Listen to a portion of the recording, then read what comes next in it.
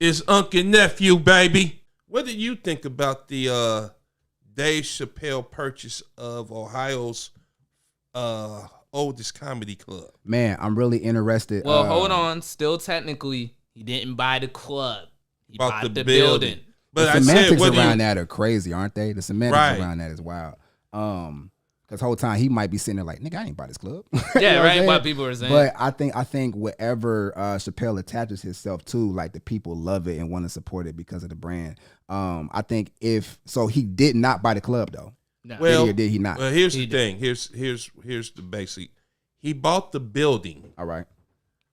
But Wiley pays rent to be in that building. So they paying Chappelle rent. Yeah, he's the landlord. Yeah, he's the landlord. So technically he does own, I don't know if he owns the name and everything, but he owns the property. Well, Wiley's is Wiley's. Wiley's can be Wiley's anywhere. He's like, but Wiley's doing it in that building, they just paying him rent. Yeah, that's all it is. Right. Yeah, okay. So like in terms, here's this.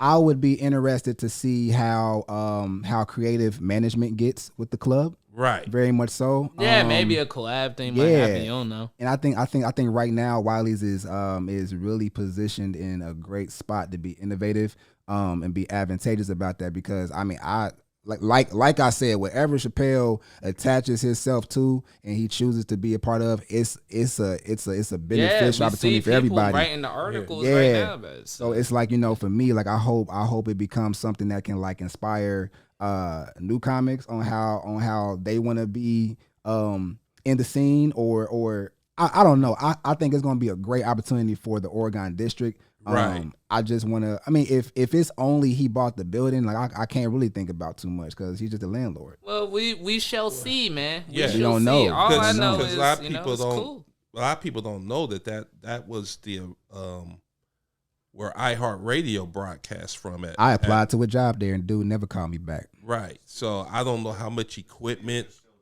Really? He what? Oh, okay. Which is exactly why he bought it. Right. Like, so there's it's probably perfect infrastructure for him. Right. He's doing his own thing. Like he's about the network. He's doing his thing, man. Like, so like he's creating his own ownership of content is what I could possibly see. Yeah. Without having to leave the without having to go far away from home. Y'all think Wiley's gonna turn into one of them spots where Chappelle pull up and do a 3-hour rant? Imagine that, right? When you was just coming in to work on your new joke about traffic or you gas. thought Sunday Comics was gonna be your night to shine. Well, the thing is, wop, wop, wop. The thing is, depending on what, because I've heard some comics were like talking, as we're in our different comedian groups. Yeah. And they were like, well, you just don't know, man. He might just start having his own people come in there and really, make the club to where the New York cats come through, or whoever he knows come through, that gives the club a whole different, not local, it goes like, because at this point, I think the people will come in just because of the owner now. I was, again, to that point, whatever Chappelle attaches himself to, people come out and support it and they're successful. Now, if we're talking about the like concerns I have, my concerns only come from if he has an influence on how the club is ran. Like if he gets to dictate that, and it's just more so you like just don't know you just don't know, and it's unsure. Yeah, and also it's just like at the end of the day, like the club employs us, so it's like I feel like I'm about to get laid off. You see what I'm saying? I'm sitting there's down new nervous. management coming in, so like my thing is like Bill Burr coming this weekend to work on a new album.